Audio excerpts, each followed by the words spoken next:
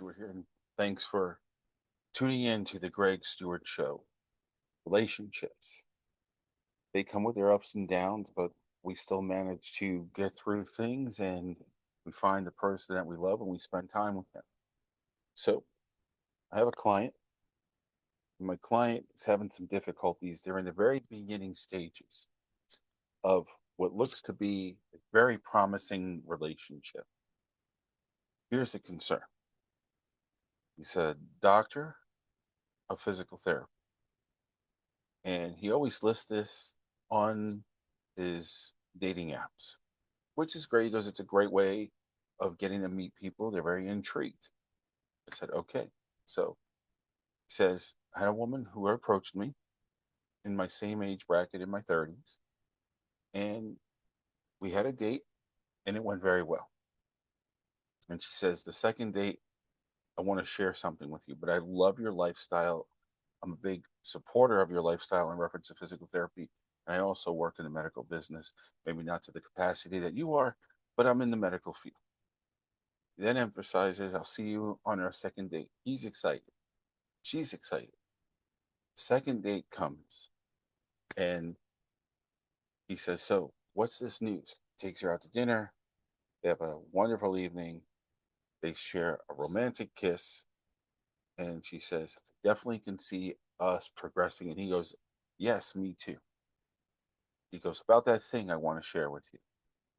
So, little concern, but she seems to be in great spirits. And she says, I'm on my second time of stage 3 breast cancer.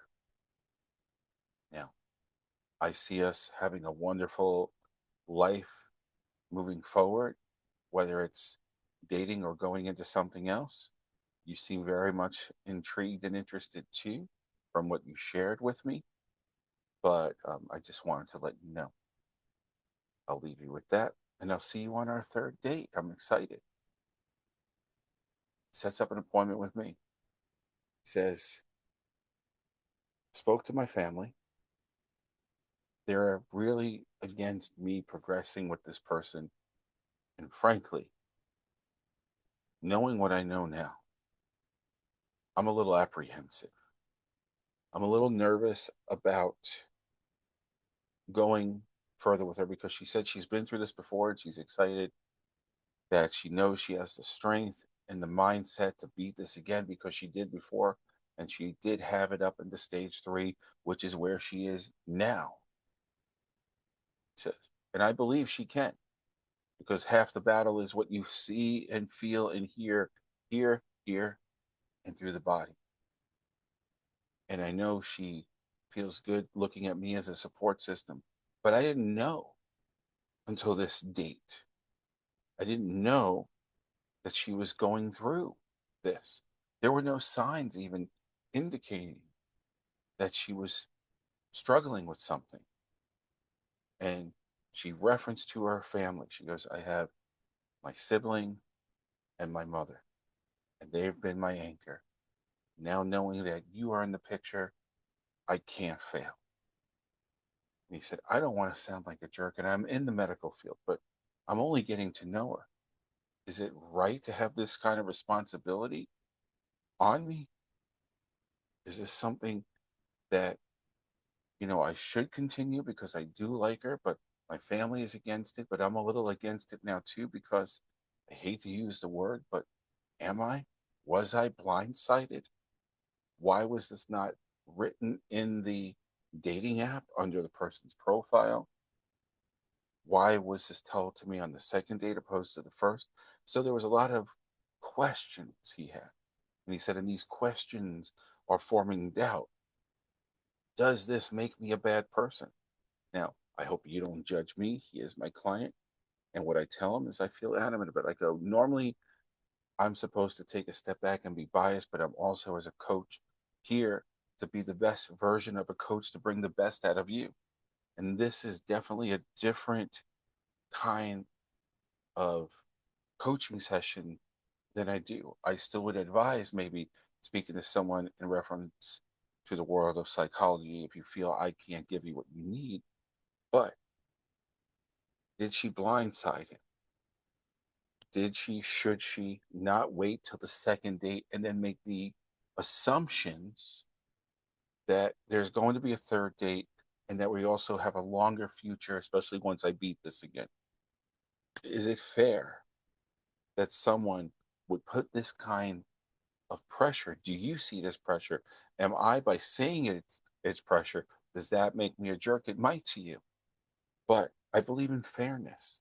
I believe now in someone coming straight out and telling you, but something like this is a little different. There is fear factors. There's fear in reference to, I like this person, but even prior to this person, of knowing him, you didn't put this anywhere on your profile. And probably for good reason, because maybe somewhere deep down you knew no one's going to send me a wink. No one's going to respond to me if I send them a wink, if I show interest, because they may not know or want to handle this. So, do you think it was premeditated? Do you think this person knew because maybe they tried before and put it there and they didn't get the responses that they were hoping to get? This is where my client is right now. And he was very happy to speak to me because he said he did feel a sense of clarity, because I did emphasize, look, how do you feel about this person, regardless of having something that they're going through? He goes, I was into her, but it was only a date and a half to 2 dates maximum. We were in a stage of getting to know each other. I don't know if I'm ready to have this kind of responsibility, he says. And then I said, look, what you're feeling is not wrong. What you're experiencing is not wrong. Your body is known to go into self preservation to protect itself. So, what you're feeling, from my point of view, is what we call is doubt. You have a sure answer to doubt, and a lot of it feels that you were treated unfairly, to be thrown in such a way. But I said, look, has to be entirely up to you, not your parents, not me, but for what you feel. And I could only tell you that what you already are telling me, what you are experiencing, for having so many questions, is a form of doubt. So you have to reiterate that to yourself, because right now you haven't seen what's to come. And I don't know, I said, if you already had dealt with someone in your family close up to see these kind of struggles, and are you ready for it? And even if you are, or you think you are, investigate of what's to come in reference to chemo and radiation, if she's not already in it, which I would imagine, I said at stage 3, that they must be doing something, because that's pretty darn close to stage 4. And he agreed. He goes, this was very helpful, because my parents, though, are doctors as well, but because I'm their son, it came off more of an attack. But my own body, my mind, I'm feeling saddened because I don't want to hurt her. And I said, he goes, maybe I'll try another date or two. And I go, but then would that be fair that if it doesn't work and you're elongating the relationship only for the possibility of failure and you're not 100% sure, that could hurt her rehabilitation? Because as physical as it is to go through chemo radiation, it's also mental. You have to have a strong mind to want to believe. You hear her when she's speaking to you. I'm going to beat this. I did it before. I have the blueprint. Because she also had probably the support system. She said, I have my sibling and I have my mother. And now I have you. If you're going to get out of it, now would be the time before she builds up such an immunity in reference to having you as a support system, that I could do anything with the three of you by my side.